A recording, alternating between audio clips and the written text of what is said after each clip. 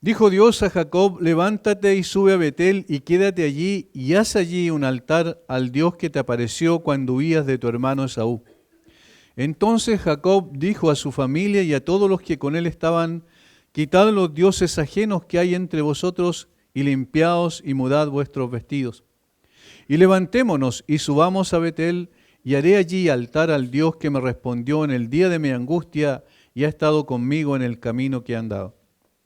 Así dieron a Jacob todos los dioses ajenos que había en poder de ellos y los zarcillos que estaban en sus orejas, y Jacob los escondió debajo de una encina que estaba junto a Siquem.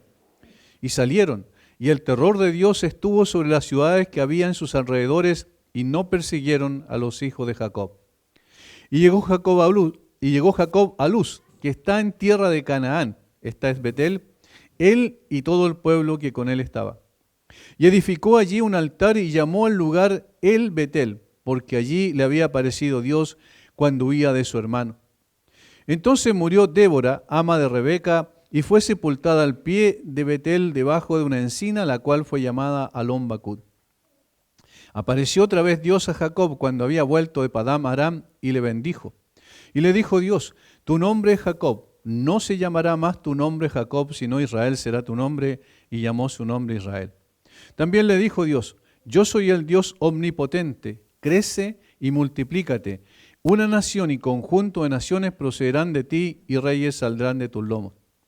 La tierra que he dado a Abraham y a Isaac la daré a ti y a tu descendencia, después de ti daré la tierra. Y se fue de él Dios del lugar en donde había hablado con él. Y Jacob erigió una señal en el lugar donde había hablado con él, una señal de piedra, y derramó sobre ella libación y echó sobre ella aceite.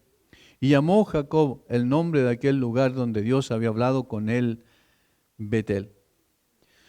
Normalmente estas son las conclusiones en un sentido a la vida de una persona que, no obstante siendo un hijo de Dios, sin embargo, se desvió en el proceso, en el camino, circunstancialmente, hasta que el Señor en su gracia volvió nuevamente a llamarlo de regreso a casa. Es interesante que en la Biblia el carácter de los creyentes es presentado siempre tal como es, no como nosotros lo quisiéramos en términos de idealización. Muchas veces pensamos en el creyente o en el cristiano como una persona súper espiritual, como una persona que no tiene rasgos quizás pecaminosos todavía en su carácter. Sin embargo, la Biblia presenta a todos los personajes de una forma abierta, sincera y transparente. Desde el Antiguo Testamento, del mismo Génesis y pasando por toda la Biblia hasta que llegamos al Nuevo Testamento, inclusive los creyentes aparecen como personas falibles y débiles, tal como son en su naturaleza. Los personajes bíblicos no son superhombres dotados de cualidades extraordinarias, sino personas comunes y corrientes, personas con las cuales nos identificamos claramente. Lamentablemente la gente también tiene, en términos generales, la gente que no pertenece a la iglesia o no conoce al Señor, tiene una visión de los creyentes igualmente equivocada, súper espiritualizada. Y entonces cuando un creyente comete algún error, se desvía circunstancialmente del camino, viene toda ese juicio categórico sobre esas personas, porque ¿cómo puede ser que tú digas creer en Dios y tengas esta conducta? Tenemos, por ejemplo, en la Biblia a Abraham, el padre de la fe, ¿cierto? Uno de los personajes más importantes en la galería de los héroes de la fe de Hebreos 11. Sin embargo, él mintió descaradamente en 2 ocasiones para salvar su vida. No una vez, sino en 2 ocasiones, y eso marca un punto de inflexión respecto a lo que era el carácter de Abraham. Sin embargo, en el proceso el Señor fue puliendo aquello y fue transformándolo hasta constituirlo en, como se conoce normalmente, el padre de la fe.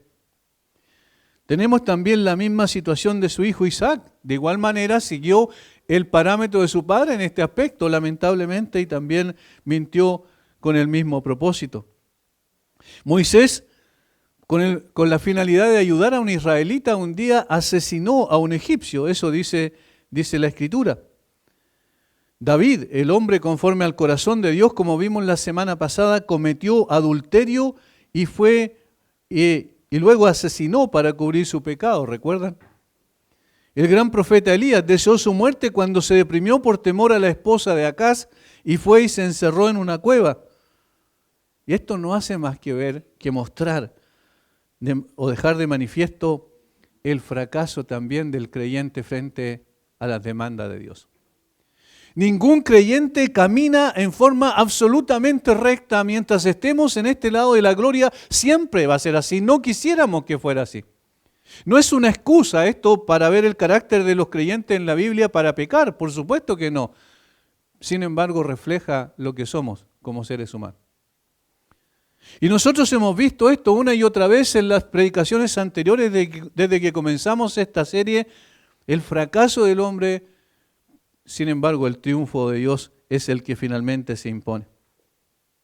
Como hemos visto una y otra vez en las exposiciones anteriores, nunca Dios abandonó a los suyos a pesar de esos errores manifiestos, de esas desviaciones evidentes de la norma establecida por Dios. A pesar de sus grandes debilidades, siempre la gracia de Dios estuvo presente también, como hemos visto reiteradamente. A Moisés, por ejemplo, lo disciplinó por 40 años en el desierto para luego constituirlo en su instrumento para liberar a su pueblo de la esclavitud en Egipto. Y lo usó poderosamente de esa manera para que el pueblo de Dios fuese liberado y pudiese ser constituido en una nación poderosa posteriormente, gracias a que el Señor no abandonó a Moisés cuando él pecó contra Dios. Luego tenemos el caso de David, que el Señor en su gracia vino y lo confrontó por medio del profeta Natán, recuerdan, para llevarlo al arrepentimiento y a la restauración, tal como dice el Salmo 51 que vimos en detalle el domingo anterior. Tenemos también el caso de Elías. El Señor le habló a través de un silbo apacible y delicado, dice la Escritura, para que pudiese levantarse e ir y ungir a dos reyes, un rey en el norte de Israel y un rey de Israel, y luego también para que ungiera a su sucesor Eliseo. De tal manera que el Señor otra vez usó a su siervo a pesar de sus graves errores, a pesar de ese tiempo de tristeza profunda que él tuvo por temor a Jezabel, la esposa del rey Acaz. El Señor lo restauró y lo siguió usando para su gloria. Estas verdades están una y otra vez en todas las Escrituras de principio a fin. El mismo apóstol Pablo no era un hombre perfecto, el apóstol Pedro tampoco lo era, como bien sabemos, y el Señor lo restauró a través de una mirada nada más que penetró su corazón, y que con esa mirada Pedro se dio cuenta de que había fallado grandemente y había negado a su Señor. Y hoy veremos entonces esta historia también de este hombre llamado el engañador. Recuerden que ese era el nombre, o el suplantador, el nombre de Jacob, que mostraba también su carácter, porque desde el principio intentó suplantar a su hermano y finalmente lo logró, y logró una victoria, ¿cierto? En ese sentido, desde el punto de vista que le salió bien lo que él había planificado y organizado con su madre. Sin embargo, esto el Señor no lo dejó así, sino que lo buscó y derramó su gracia sobre él para llamarlo a ser un hijo suyo y posteriormente a ser un siervo suyo. Para entender mejor nuestro contexto de Génesis 35, 1 al 15, necesitamos ir al capítulo 28, porque allí comienza la relación de Dios con Jacob. El capítulo 28 es considerablemente importante, no solo desde el punto de vista de la historia de Jacob, sino también del hecho de que esto marcó un punto de inflexión en su vida. De ahí en adelante, Jacob ya no era el mismo, porque Dios salió a su encuentro cuando él iba huyendo de su hermano Esaú. Notemos lo que dice el versículo 10 del capítulo 28 de Génesis en adelante, donde históricamente muestra ese momento preciso donde Dios salió al encuentro de Jacob. Salió pues Jacob de Beerseba y fue a Harán. Y llegó a un cierto lugar y durmió allí porque ya el sol se había puesto, y tomó de las piedras de aquel paraje y puso a su cabecera y se acostó en aquel lugar. Y soñó. Y aquí una escalera que estaba apoyada en tierra y su extremo tocaba en el cielo, y aquí ángeles de Dios que subían y descendían por ella. Ahí está el sueño.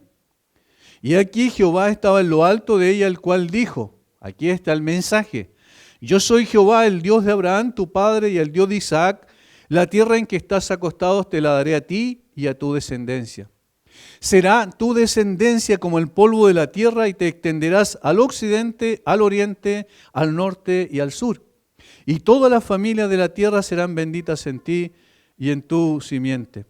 Y aquí yo estoy contigo y te guardaré por donde quiera que fueres, y volveré a traerte a esta tierra, porque no te dejaré hasta que haya hecho lo que te he dicho. Ahí está la promesa. Notemos algunas cosas importantes aquí. La circunstancia en la cual sucedió esto es que en complicidad con su madre, Jacob había engañado a su padre, Isaac, y había usurpado la primogenitura que le correspondía por derecho propio a Esaú, como bien sabemos. Obviamente Esaú también se dejó seducir por un asunto sensual, por algo de una comida deliciosa, y finalmente vendió su primogenitura. Sin embargo, además, Jacob se hizo pasar por su hermano Esaú para que tuviese no solo la primogenitura, sino la bendición de Isaac, que era incluso más importante que la primogenitura. Ahora, en este capítulo, entonces, el capítulo 28 del versículo 11 en adelante, lo que hace Dios es venir a rescatar a este hombre que estaba completamente lejos de Dios. A este hombre que hacía uso de su carácter, le hacía cierto honor a su carácter, a su nombre, quiero decir, en cuanto a su carácter pecaminoso. Iba huyendo de Esaú, sabiendo que si él lo alcanzaba lo iba a matar. Ese era el punto allí donde podemos ver a Jacob huyendo de su hermano sin ninguna posibilidad, sin ningún deseo, sin ningún anhelo de acercarse al Señor para nada. Pero aquí tenemos la revelación de Dios a Jacob, donde a través de un sueño Jacob escucha a Dios que viene a él con una promesa incondicional, la misma que había hecho a Abraham y a su padre Isaac. Noten en los textos que acabamos de leer del versículo 12 en adelante que todo el mensaje que Dios le da a Jacob no tiene condición. No le dice, mira, yo te voy a dar la tierra siempre y cuando tú me seas fiel. No le dice, mira, vas a ser una gran nación y en tu simiente van a ser benditas todas las familias de la tierra siempre y cuando tú hagas esto o aquello. No hay condición. Es una promesa absolutamente incondicional. Y es muy interesante la forma en que lo hace, porque el sueño del versículo 12 es el sueño de una escalera que estaba apoyada en tierra y su extremo tocaba en el cielo, y ángeles de Dios subían y descendían por ella. Cuando nosotros vamos al Nuevo Testamento y encontramos en Juan capítulo 1, la referencia precisamente a este texto está apuntando a un hecho significativo de la Biblia en el Nuevo Testamento que tiene que ver con la obra del Señor Jesucristo. De una u otra manera el Señor estaba anticipando a Jacob el hecho de que él pondría una escalera entre el cielo y la tierra, y a través de esa escalera era la única posibilidad de poder acercarse a Dios y tener una relación y comunión con Él. Vamos por favor a Juan capítulo 1, versículo 51. El Señor respondiendo a Natanael aquí le dice: de cierto digo, esto es un énfasis, ciertamente con toda seguridad te digo esto, de aquí adelante veréis el cielo abierto y a los ángeles de Dios que suben y descienden sobre el Hijo del Hombre.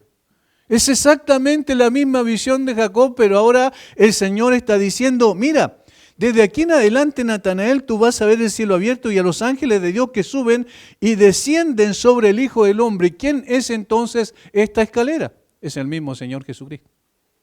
El mismo Señor Jesucristo que descendió del cielo para venir, para tomar nuestra naturaleza humana y para que a través de Él podamos tener una relación y una comunión con el Padre. Por eso es que Él dijo, esta es la vida eterna, que te conozcan a ti, al único Dios verdadero y a Jesucristo a quien has enviado.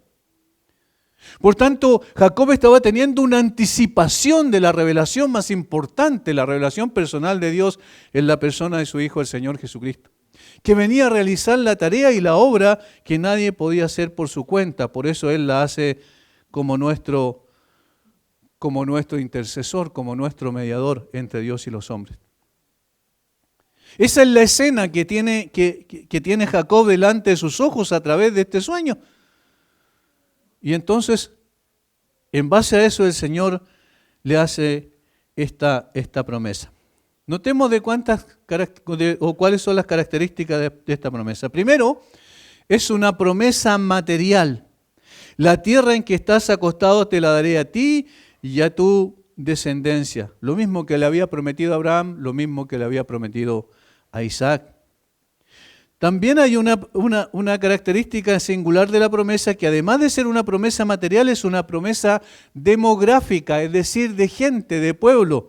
Le dice, será tu descendencia como el polvo de la tierra. Tercero, hay una promesa espiritual que es la más importante, y todas las familias de la tierra serán benditas en ti y en tu simiente, tal como le había dicho a Abraham y también a Isaac. Es decir, lo que le estaba diciendo a Jacob tiene que ver con el plan de Dios, más allá de un asunto de bendición nacional, de bendición demográfica como pueblo. Le está hablando de una bendición espiritual que trascendería a la nación de Israel posteriormente. Le está hablando del plan redentor de Dios, tal como se grafica a través de la escena de la escalera que tocaba el cielo y la tierra. De tal manera que en Jacob Dios está plasmando a través de él su plan y desarrollando su plan perfecto. Por tanto, la vida de este hombre es importante que nosotros la tengamos clara para saber también a dónde apunta el plan de Dios para la salvación del hombre. Y en cuarto lugar, la promesa es una promesa personal. Y aquí yo estoy contigo. Y te guardaré por donde quiera que fueres y volveré a traerte a esta tierra, porque no te dejaré, noten lo que dice, hasta que haya hecho lo que te he dicho. ¿En qué se basaba? ¿Cuál era el fundamento de esta promesa? Solo la fidelidad de Dios. No necesitaba absolutamente nada más. Como dije, no demandaba nada de Jacob, absolutamente nada. Simplemente le dice, mira, yo vengo aquí y en medio de estas circunstancias, cuando tú huyes de tu hermano por tu pecado contra él, yo vengo y derramo mi gracia sobre ti y te prometo, esto haré contigo y ten por seguro que así va a ser. Noten cómo esta promesa, como dije, no es condicional. Todo depende de la fidelidad de Dios, que conforme a su gracia puso su mirada sobre este hombre que no merecía nada para ofrecerle todo. Y eso es exactamente lo que Dios hace cuando viene a la vida de una persona. No pide nada de nosotros, a cambio nos ofrece todo. Y por eso decíamos el otro día en el estudio bíblico que rechazar el evangelio es lo peor que puede hacer una persona.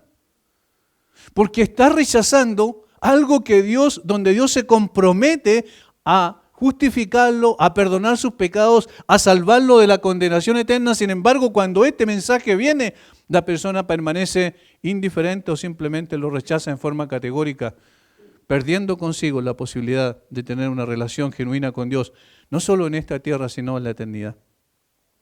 Este hombre no merecía nada, sin embargo Dios viene para ofrecerle todo.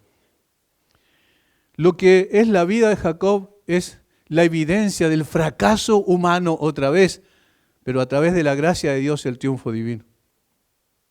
La respuesta de Jacob la tenemos en los versos siguientes, 16 al 22. Lo primero que él experimenta es sorpresa. Si ustedes se fijan ahí, sorpresa y asombro ante la realidad de la presencia de Dios. Jehová está en este lugar y yo no lo sabía. Segundo, temor y temblor ante esa presencia. Y tuvo miedo y dijo, cuán terrible es este lugar. Él había escuchado seguramente a Isaac hablarle del Dios verdadero. Había hablado a su madre, quizás hablarle del Dios verdadero, pero nunca había tenido un encuentro personal con el Dios verdadero. Y por eso él tiembla frente a la presencia de Dios. Tercero, él hace un ritual de consagración, versículo 18, y se levantó Jacob de mañana y tomó la piedra que había puesto de cabecera y la alzó por señal y derramó aceite encima de ella. Eso es una forma ceremonial de hacer un ritual de consagración, donde él derrama aceite sobre esa piedra con el propósito de mostrar que sí, él era consciente de la presencia de Dios allí. Cuarto, conciencia de lo sagrado de ese lugar por la presencia de Dios, versículo 19. Y llamó el nombre de aquel lugar Betel, y aunque Luz era su nombre, aunque Luz era el nombre de la ciudad primero, llamó el nombre de aquel lugar Betel, y esa palabra o ese nombre de esa ciudad significa casa de Dios. Es decir, llamó a ese lugar como casa de Dios porque entendió que la presencia de Dios en forma particular estaba allí en ese momento. Y no solo en términos abstractos como la omnipresencia de Dios que está en todo lugar, sino en términos específicos y personales porque la presencia de Dios estaba allí comunicándose particularmente con él. Y esto último, el quinto, es el compromiso con Dios. Versículo 20 al 22. E hizo Jacob voto diciendo, si fuere Dios conmigo y me guardare en este viaje en que voy y me diere pan para comer y vestido para vestir, y si volviere en paz a casa de mi padre, Jehová será mi Dios. Y esta piedra que he puesto por señal será casa de Dios, y de todo lo que me dieres, el diezmo apartaré para ti. Ahí hay un compromiso que él hizo con Dios. Una cosa interesante, Dios no le pidió que hiciese ese compromiso. Él lo hizo en respuesta al hecho de que Dios se le manifestó en ese momento complejo de su vida para poder restaurarlo, para poder llegar a tener una relación personal con Dios. Él hizo este voto. Y esto es lo que marcó la vida de Jacob en adelante. Por eso hablamos de que el capítulo 28 de Génesis, versículo 10 al 22, es esencial tenerlo presente para comprender el capítulo 35, versículos 1 al 15, que es nuestro texto. Por los siguientes 20 años, el patriarca olvidó, o al menos no consideró fundamental cumplir con su compromiso con Dios, con ese voto que hizo cuando el Señor se le manifestó por medio de ese sueño en Betel. Durante esos 20 años, Jacob fue bendecido con familia, como bien sabemos. Llegó a tener 11 hijos y una hija. Hasta ese momento, posteriormente tuvo un 12º hijo, pero hasta ese momento eran 11. No solo eso, sino tuvo abundantes bienes, al punto de que tenía ganado, pero de sobra, y finalmente volvió camino a la tierra prometida, lleno de bienes materiales y con una gran familia. Y quizás esta misma bendición que él tuvo le llevó a la indulgencia espiritual. A veces el hecho de que prosperemos en términos económicos nos lleva a ser indulgentes con lo esencial, con lo principal, que es nuestra relación con Dios. Jacob había tenido un encuentro extraordinario con Dios. Dios había salido a su encuentro para derramar gracia sobre su vida, para sacarlo de la condición en la que se encontraba y para transformar su vida a través de una relación permanente con Él. Sin embargo, Jacob hizo un compromiso con Dios, pero se olvidó de ese compromiso durante 20 años porque estaba más preocupado de poder formar una familia y tener una gran cantidad de bienes materiales. Esa bendición puede que le haya llevado a esa indulgencia espiritual. Un disfrute imperdurable de los bienes de este mundo tiene en el mejor de los casos una tendencia sensualizante, es decir, a que coloquemos los ojos en aquello que perece, no en aquello que permanece para siempre. Esto es algo connatural al ser humano, a nuestra naturaleza. Estamos preocupados del aquí y el ahora, pero estamos muy poco preocupados de la trascendencia de nuestra alma.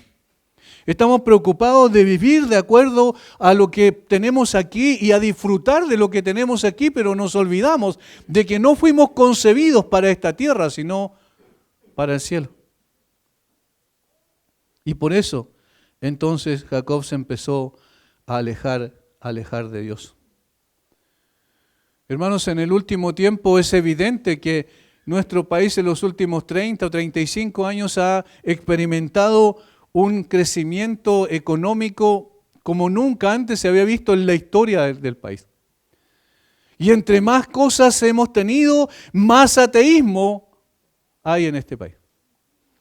Entre mejor nos ha ido en términos materiales, más indulgentes nos hemos vuelto en términos espirituales. Y esto es lo que pasó con Jacob, y esto es lo que pasa naturalmente con nosotros, porque somos personas tendientes a mirar solamente lo que está delante de nuestros ojos, con una visión muy, muy corta de lo que significa verdaderamente la vida. Dios entonces toma la iniciativa para volver a este hombre y llamarlo a casa, al lugar donde había tenido su encuentro primero con el Señor. Dios ordena las circunstancias que sean útiles para llamar a una revisión sincera del corazón de Jacob. Es por esto que la historia de Jacob, mejor dicho, los tratos de Dios con Jacob son una rica fuente de enseñanza para nosotros, porque de alguna manera nos identificamos con este hombre en cuanto a la indulgencia espiritual de la cual hacemos lamentablemente o tomamos muchas veces porque no colocamos la mirada donde debemos ponerla. Y Jacob dio un largo recorrido antes de volver al lugar donde Dios había tenido su encuentro con él. Por eso titulamos a la entrega de hoy de Regreso a casa. El Señor está llamando a uno de los suyos a volver al lugar de bendición y a mostrar su misericordia una vez más y su paciencia para traerlo de regreso a Él. El contexto inmediatamente anterior de nuestro texto, el capítulo 34, nos habla de una situación desastrosa que ocurrió en Siquem. Jacob viene de Padán Aram del norte, de la casa de su madre, de la familia de su madre, donde había encontrado a su familia, ¿cierto? Y había constituido familia, como bien sabemos, con Raquel y Lea y sus hijos, y viene y desciende hacia la tierra prometida, pero se queda en Siquem. Siquem, el lugar donde hasta el día de hoy está Samaria, ¿cierto? ¿Qué ocurre allí? Una vez que llega a la tierra prometida, procedente de Harán, se queda por un tiempo indefinido en Siquem. Y aquí hay un grave error, otra vez en él, uno más. Dios le había dicho, capítulo 31 de Génesis, versículo 13. Dios le había dicho cuando venía al encuentro con Esaú y le pedía que no, al Señor que Esaú no estuviese todavía enojado después de 20 años con él para quizás quitarle la vida. Y el Señor le dice a Jacob lo siguiente, en el capítulo 31, versículo 13. Yo soy el Dios de Betel, donde tú ungiste la piedra y donde me hiciste un voto. Levántate ahora y sal de esta tierra y vuélvete a la tierra de tu nacimiento. Miren lo que el Señor está diciendo a Jacob. Jacob, acuérdate que tú hiciste un voto, un compromiso conmigo. Vuelve a ese lugar donde yo vine a ti ese momento cuando tú huías de tu hermano. Y entonces ahí en ese lugar se ha restaurado. Pero ¿qué hizo Jacob? Descendió y se quedó en Siquem por un tiempo indefinido, más de 6 años probablemente, algunos dicen hasta 8 años, se quedó allí en ese lugar. ¿Y qué pasó? Allí vemos el desastre que ocurrió. La única hija que tenía fue violada por Siquem, uno de los príncipes del lugar. Y los hijos, después que supieron eso que había sucedido con su hermana, los hijos de Jacob quisieron vengarse. Y eso fue lo que hicieron precisamente. Versículo 25 del capítulo 34. Pero sucedió que al tercer día, cuando sentían ellos el mayor dolor, Dos de los hijos de Jacob, Simeón y Leví, hermanos de Dina, tomaron cada uno su espada y vinieron contra la ciudad que estaba desprevenida y mataron a todo varón. Y a Amor y a Siquem, su hijo, los mataron a filo de espada y tomaron a Dina de casa de Siquem y se fueron.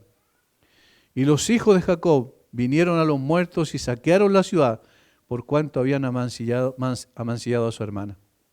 Tomaron sus ovejas y vacas y sus asnos y lo que había en la ciudad y en el campo y todos sus bienes. Llevaron cautivos a todos sus niños y sus mujeres y robaron todo lo que había en casa. Entonces dijo Jacob a Simeón y a Leví: me habéis turbado con hacerme abominable a los moradores de esta tierra, el cananeo y el fereceo, y teniendo yo pocos hombres se juntarán contra mí y me atacarán y seré destruido yo y mi casa.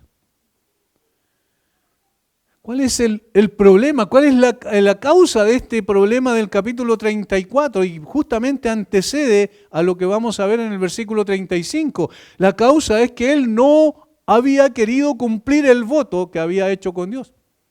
La causa es que él se negaba a volver al lugar de bendición cuando había tenido su primer encuentro con Dios.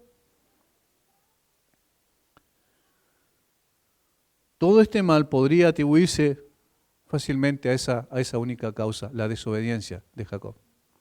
Otra vez el fracaso rotundo de este hombre, a pesar de que Dios lo había acompañado esos 20 años, a pesar de que él se había alejado paulatinamente del Señor, a pesar que se había enfriado su corazón en su relación con Dios, a pesar de todo esto, Dios estuvo con él constantemente tal como lo prometió incondicionalmente en el capítulo 28. Del mismo modo, Dios ha estado siempre con nosotros en toda circunstancia y a veces nos ha prosperado incluso en términos económicos y a veces nos ha prosperado en términos familiares. Es decir, Dios siempre ha estado con nosotros porque su promesa descansa solo en su fidelidad y no en nuestra fidelidad. Y sin embargo, en el proceso, en el caminar con Dios, ¿cuántas veces se ha enfriado nuestro corazón? ¿Cuántas veces nos hemos vuelto lentos para poder honrar al Señor, para profundizar en nuestra comunión y en nuestra relación con Él? ¿Qué es lo que debía hacer Jacob? Ir, volver a Betel. Y en este peregrinaje se descuidó y en ese momento ocurrió esta tragedia. Deshonra para el nombre de su hija. Deshonra para el nombre de sus hijos que se vengaron y asesinaron a quienes violaron. Y no solo a uno que lo hizo, sino a todo el pueblo, a todos los varones de ese lugar. Deshonra para el nombre del Dios de Israel. Sin embargo, y otra vez, entre más oscura es la vida de un creyente cuando se desvía, más claro es la gracia de Dios cuando vuelve el Señor a restaurarlo. El Señor usó estas circunstancias trágicas y dolorosas para despertar del letargo espiritual a Jacob. Cuando Dios realmente llama a un hombre a una revisión y limpieza de sus caminos, lo hace en serio y directamente. Cualquier intento o reforma que se origine en el esfuerzo meramente humano es parcial en su extensión y transitorio en su duración. No es Jacob el que toma la decisión y dice, ahora me di cuenta que Dios trajo esto sobre mi vida porque yo no volví a Betel y no cumplí mi voto con él. No es Jacob el que hace esa reflexión. Capítulo 35, versículo 1. Miren, ¿quién es el que toma la iniciativa? Dijo Dios a Jacob: levántate y sube a Betel y quédate allí y haz allí un altar al Dios que te apareció cuando huías de tu hermano. ¿Quién es el que toma la iniciativa? Dios. Por eso, esta restauración de la que iba a ser objeto Jacob no brotaba de su corazón naturalmente. Es Dios el que le habla. Ahora, ¿cómo le habla? Algunos dicen que le habló a través de su conciencia, otros dicen que le habló directamente en forma audible. Sea como sea, el hecho es que Dios es el que viene en busca de su hijo extraviado. No es el hijo extraviado que va hacia su padre. No es iniciativa humana, porque todo esfuerzo meramente humano es parcial en su extensión y transitorio en su duración. Y en verdad es un hermoso espectáculo ver cómo Dios, a pesar de nuestra dureza de corazón y a pesar de nuestras múltiples fallas, siempre va en busca nuestra. ¿Recuerda lo que pasó en Edén? Dios viene y le dice, ¿dónde estabas tú? ¿Dónde estás tú? Y esa es una forma de decirle, mira, yo te estoy buscando. No fue Adán y Eva que fueron al Señor y le dijeron, nosotros hemos pecado contra ti. Fue Dios el que buscó a Adán y Eva. Y fue Dios el que sabía lo que había sucedido. Sin embargo, le dice, ¿qué hiciste? Con el propósito de que se volvieran a Él, pero siempre la iniciativa es de Dios. Y esto es maravilloso, porque no importa cuán lejos de casa estemos, el Señor siempre va a llamar a los suyos. Esta es la expresión de su gracia. Si Dios dependiera de nuestra fidelidad, no tendríamos ninguna esperanza. Si Dios dependiera de nuestra iniciativa, no tendríamos ninguna posibilidad de poder tener una relación eterna con Él. Todo depende de la gracia de Dios en nuestra vida. El poder vivificador del Espíritu de gracia es el que viene y renueva el corazón de este hombre extraviado por 20 años. Y esto es precisamente lo que ocurre en este texto. Es un llamado de Dios. Es un llamado de Dios, primero, a regresar a la comunión con Él. Versículo 1. Dijo Dios a Jacob, levántate y sube a Betel y quédate allí y haz allí un altar al Dios que te apareció cuando huías de tu hermano. Noten la connotación de este llamado. Dios toma la iniciativa y le dice, primero, levántate. ¿Por qué le dice levántate? ¿Dónde estaba Jacob? En Siquem. Siquem era un lugar que no era conveniente para un hijo de Dios. Había hecho alianzas y se había mezclado con la gente de ese lugar, había hecho asociaciones que no eran adecuadas y entonces él tenía que salir de ese lugar. Lo primero que tienes que hacer es levantarte, salir de allí. ¿Recuerdan a Pedro en el patio del sumo sacerdote? Y el Señor lo miró y Pedro recordó la palabra que Jesús le había dicho y salió y lloró amargamente. Eso es lo primero que el Señor llama a un hijo de Dios extraviado. Sal de allí, no es ese lugar tuyo, no te pertenece, tú no perteneces a ese lugar. Las asociaciones que haces allí no son de ningún bien para tu vida. Deja eso definitivamente. Levántate, sal de allí. Eso es lo que le está diciendo. No está hablando de levantarse físicamente, está hablando de levantarse espiritualmente. Cortar con algo que no fue bueno que él estableciera ninguna relación con ese tipo de persona. Dios llama a dar un paso decisivo a Jacob. Ese lugar que tanta tristeza y dolor había significado para él y su familia debía ser dejado atrás. El llamado es a dejar ese lugar inmediatamente, ese lugar de asociaciones peligrosas, ese lugar que lo alejaba de Dios. Eso es lo primero.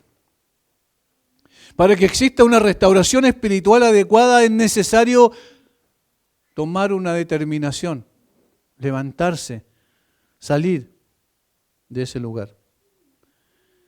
Segundo, le dice, y sube a Betel. Y allí hay una situación geográfica, pero al mismo tiempo, y eso es lo que más importa espiritual, porque Betel estaba en un alto, estaba en una cordillera. La cordillera en Israel pasa por en medio del pueblo, del país, no por el costado como el caso nuestro, pasa por en medio, de tal manera que Betel estaba en esa cumbre montañosa. Sube a Betel. Pero no solo está hablando geográficamente, sino está hablando espiritualmente. ¿Por qué sube a Betel? Porque ese es el lugar donde Dios vino y te salvó. Porque ese es el lugar donde Dios vino y te convirtió en su hijo. A ese lugar ve. Levántate del lugar donde no debes estar y sube al lugar donde sí tienes que estar.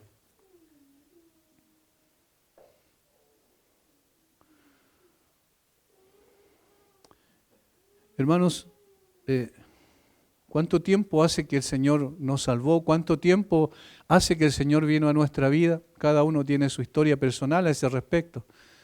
Pero lo que Dios está haciendo es que podamos recordar de dónde el Señor nos sacó. ¿Cuál era la condición en la que nos encontrábamos cuando Él en su gracia vino a nuestra vida, nos tomó en su mano y nos levantó de esa postración espiritual? Con el propósito de que podamos valorar nuestra relación con Dios por sobre todo el tipo de otras relaciones. Todo lo demás tiene que quedar en segundo lugar. Por eso el Señor dice que el que quiere ser su discípulo tiene que amarlo más a Él que a padre, madre, mujer, hermano, hermana y aún su propia vida. Necesitamos valorar esa relación y esa comunión con Dios, y eso es lo que requería urgentemente Jacob. Sube a Betel y quédate allí, y haz allí un altar al Dios que te apareció cuando huías de tu hermano Esaú. Miren el recuerdo que tenía que él tener. Les llama a recordar su primer encuentro con Dios. Sube a Betel y quédate allí y haz allí un altar al Dios que te apareció cuando huías de tu hermano Esaú. A menudo nos es muy útil revivir viejos recuerdos en nuestra relación con Dios, especialmente para revivir el recuerdo de nuestra conversión. Entonces debemos volver a nuestras primeras horas o tiempo de comunión con el Señor. ¿Cómo era nuestra relación allí? ¿Cómo teníamos la satisfacción de sabernos perdonados, que nuestros pecados habían sido perdonados, de que habíamos sido sacados de las tinieblas a su luz admirable? Estábamos viendo por primera vez y con mayor claridad lo que significaba tener una relación viva y verdadera con el Dios Todopoderoso. Recordar eso, recordar del lugar donde el Señor nos sacó es sumamente importante. En el caso de Jacob es cuando huía de su hermano Esaú, producto de su pecado.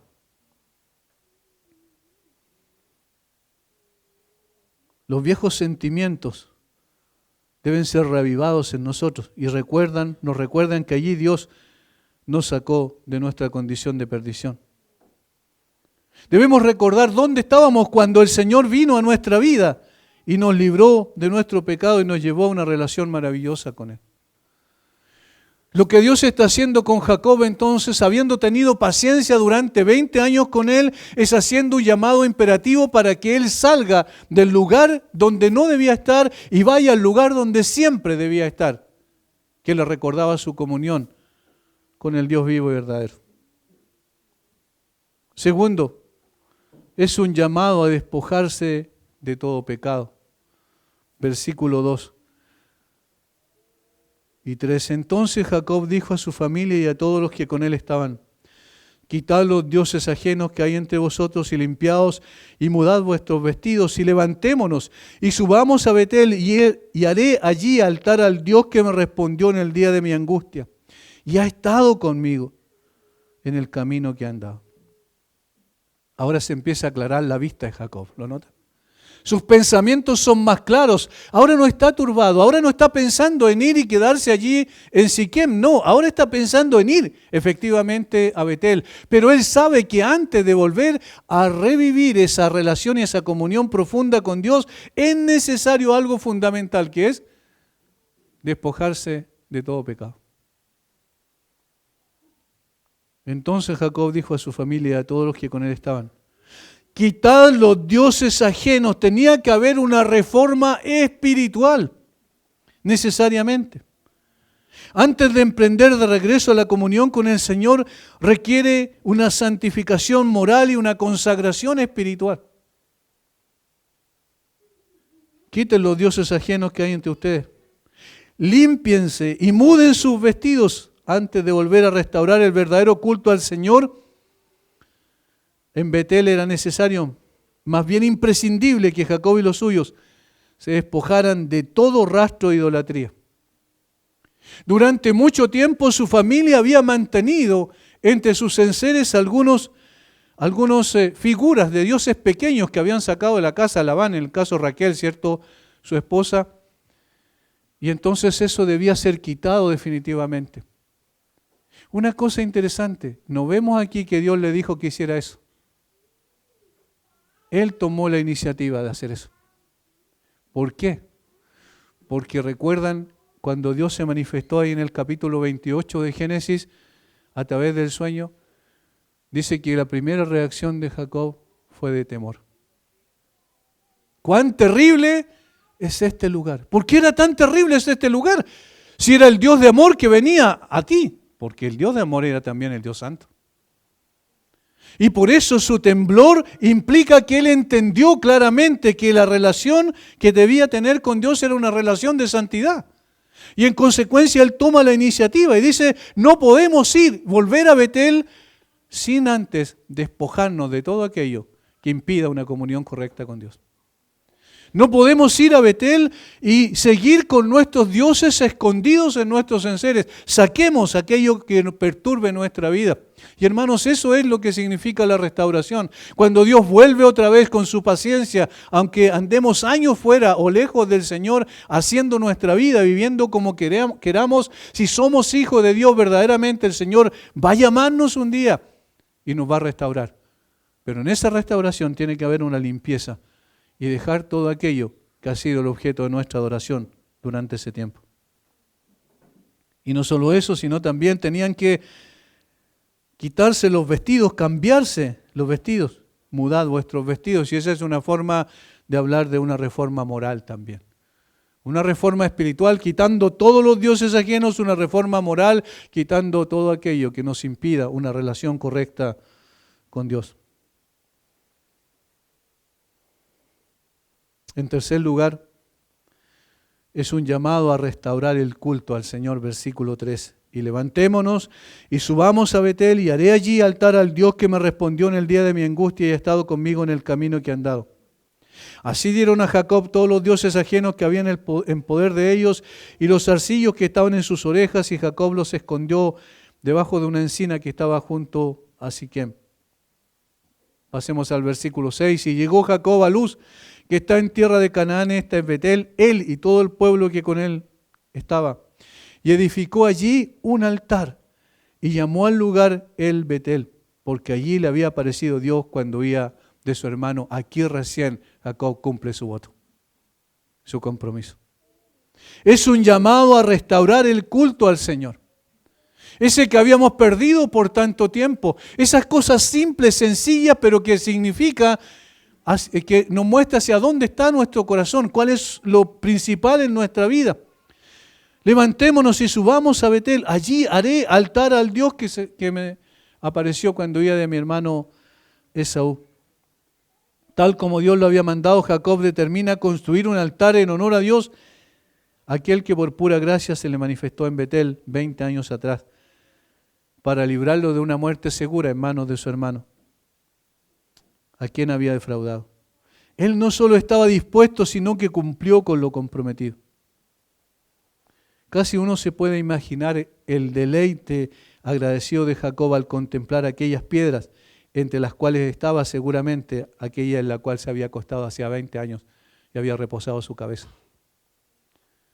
El recuerdo volvió seguramente a su corazón, mirando hacia atrás y viendo de dónde el Señor lo sacó, cuán perdido estaba en ese tiempo, cuán lejos de la relación con Dios estaba, viviendo para sí, engañando y siendo engañado. Después recuerden con su tío.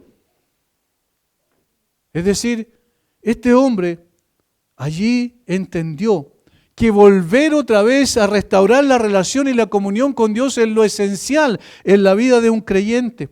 Todo lo demás queda en segundo lugar. Lo principal es entender que Dios vino para tener una relación permanente con nosotros, no circunstancial. No de momento. No simplemente para que nos sintamos bien, no simplemente para que nuestras emociones y sentimientos estén en un estado maravilloso cuando recién el Señor viene a nuestra vida, sino que permanezca ese sentimiento de gratitud y adoración al Señor. Jacob contempló aquellas piedras y seguramente miró hacia atrás al pasado, a ese momento sublime donde Dios le mostró la escalera que comunicaba el cielo con la tierra y a los ángeles subiendo y bajando por ella, que como dijimos era una anticipación de la obra de Cristo. Ahora nosotros no volvemos a un lugar en particular. Ahora nosotros no volvemos a un Betel físico, nosotros volvemos a un Betel espiritual. ¿Cuál es? El de la cruz de Cristo. La restauración se da en función de esa cruz, de esa obra gloriosa de Cristo al morir en la cruz por nosotros. Nosotros volvemos a mirar otra vez a la cruz y volvemos a entender que allí está la esencia de nuestra vida. Todo depende de lo que Cristo hizo allí. Porque allí nuestros pecados son perdonados, porque allí nuestra vida es restaurada nuevamente. Si hemos sido hechos pedazos por nuestras malas decisiones y nuestro propio corazón nos ha conducido por caminos equivocados, siempre hay una esperanza. Vuelva a mirar a la cruz. Vuelva a mirar a la cruz y allí será restaurado.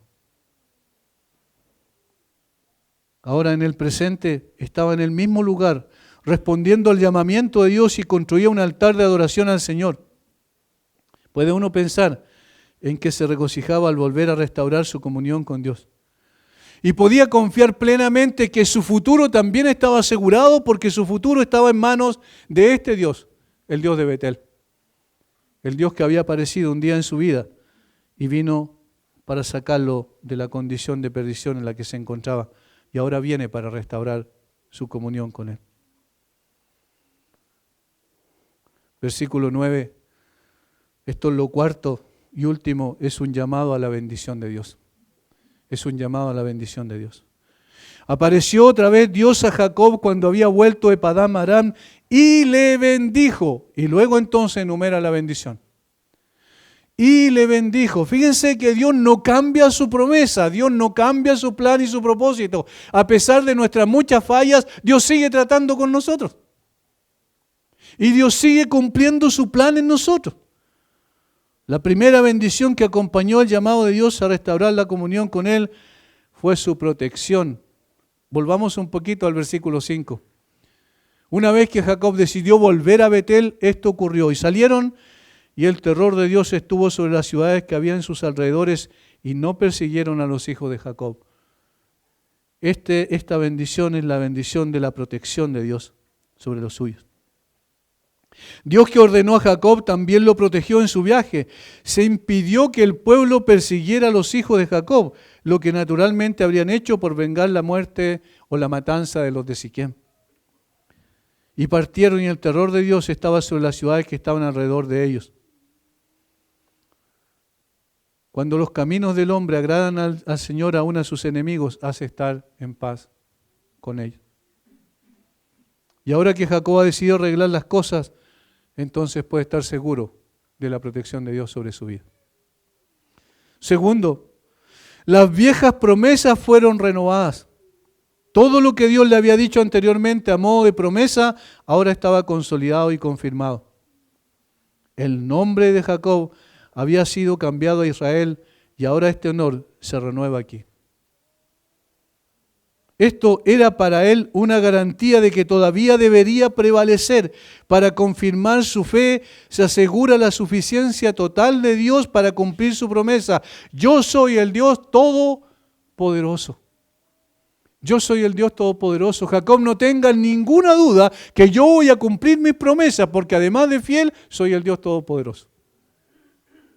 Es decir, otra vez vuelve a entender que tiene un más profundo conocimiento de Dios. Después de todo ese tiempo que divagó y no vino a Betel para restaurar su comunión con Dios, todo ese tiempo Dios siguió esperando pacientemente hasta que llegado el momento lo llamó en forma directa e imperativa y le dijo: Jacob, ven, vuelve a Betel, y allí renovó sus promesas. Todas las promesas que Dios había hecho, vuelve a hacerlas aquí. Jacob reconoce esta confirmación de su fe y esperanza al repetir sus anteriores actos de devoción. Dios puede aparecerse a nosotros por el reavivamiento de viejas verdades. Podemos glorificarlo no por modos absolutamente nuevos. Podemos glorificarlo cuando volvemos a las antiguas relaciones y experiencias que tuvimos con Dios y las reavivamos. Cuando volvemos a entender que todo en la vida del creyente se trata de su relación con Dios. En la medida en que su relación y su comunión con Dios sean profundas y estables, en esa misma medida su fe va a ser fortalecida y su caminar va a ser más firme. Podemos hacer que la vida anterior y las escenas y circunstancias de ella sean totalmente nuevas mediante una nueva consagración. Y eso es lo que pasó allí, sobre la base de las promesas de Dios. Tercero, ya lo dije al pasar, un más profundo conocimiento de Dios. Ahora conoce a Dios como el Todopoderoso, igual como Abraham, cuando Dios se le apareció en el capítulo 17 del libro de Génesis, en el versículo 1, dice que Dios se le apareció como el Dios Todopoderoso. Dios puede aparecerse a nosotros de esa manera para poder mostrarnos de que Él tiene el control de todo lo que pasa en nuestra vida. Así, nuestro conocimiento de Dios aumenta a medida que avanzamos. Viene como la recompensa de un servicio prolongado y fiel. En la misma medida que crece nuestra obediencia, crece también nuestro conocimiento de Dios. Y cuarto y último, tiene una mayor comprensión de su relación con Dios. Su carácter sufre una transformación notable que se ve a través de su primer compromiso que había hecho con Dios versus lo que ahora ocurre. Fíjense, volvemos al capítulo 28. Notemos las palabras que usó Jacob cuando hizo su compromiso con Dios. Y díganme que no hay una especie de lenguaje comercial en sus palabras. 28:20. E hizo Jacob voto diciendo, miren el condicional. Si fuere Dios conmigo y me guardare en este viaje en que voy, y me diere pan para comer y vestido para volver, y si volviere en paz a casa de mi padre, Jehová será mi Dios. Es decir, si Dios me da todo esto, Él va a ser mi Dios. ¿No es un lenguaje comercial? ¿No es el lenguaje de transacción? Señor, tú serás mi Dios siempre y cuando me des esto, esto, esto y esto. Pero cuando llega el capítulo 35, Jacob no pide nada de eso al Señor. Al contrario, reconoce que Dios estuvo con él, reconoce que Dios lo liberó, reconoce que Dios lo amparó, reconoce que Dios lo protegió. Es decir, todo esto está explícitamente en el hecho de que él levantó ese altar en el versículo 7 e hizo un énfasis extraordinario en el nombre de Dios. Es Dios de Betel. El Bet-El. 2 veces aparece la palabra Dios. Lo que Jacob estaba haciendo allí era teniendo una mayor comprensión de su relación con Dios. Su carácter es purificado y elevado. Jacob era un hombre egoísta y al principio su compromiso con Dios tiene que ver con lo que iba a recibir de Dios. Pero él no entendía que no se trata de un trueque. Su lenguaje anteriormente era de alguien que estaba listo para negociar en términos ventajosos.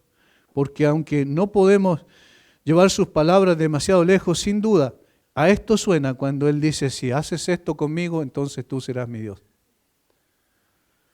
Hermanos, cuando avanzamos en el camino del Señor, no decimos voy a servir a Dios y voy a hacer esto por Dios para que Dios haga esto otro por mí. No es una transacción la relación con Dios. Es simplemente voy a servirte, Señor, como hemos visto en el Salmo 50, porque tú has sido bueno conmigo. Nada más. Porque he recibido de ti todo y en abundancia. Porque recibí todo lo bueno que nunca merecí. Por eso te voy a servir. De tal manera que no te pido nada a cambio, solamente que me des el privilegio de poder servirte. La relación con Dios tiene una comprensión más profunda en la medida en que Dios restaura nuestra vida, como lo hizo con Jacob. Es un llamado a la comunión con Dios, es un llamado entonces a la santificación, a dejar el pecado, es un llamado a la adoración correcta a Dios, a la restauración de la adoración a Dios, y es un llamado también a la bendición de Dios. El Señor nos guíe para que podamos aprender de todo esto, de la vida de este hombre, que durante 20 años estuvo lejos y el Señor lo volvió a casa. Padre, gracias por tu palabra. Gracias por colocar estos ejemplos en la Biblia, Señor. Gracias porque nos miras en nuestras grandes debilidades y flaquezas, pero no nos dejas en el suelo por esa razón. Siempre extiendes tu mano para levantarnos. Siempre extiendes tu mano para renovar nuestra relación y comunión contigo. Gracias, Señor, por lo que haces en nuestra vida, por tu extraordinaria paciencia que tienes con nosotros. Bendice a mis hermanos. En el nombre de Jesús. Amén.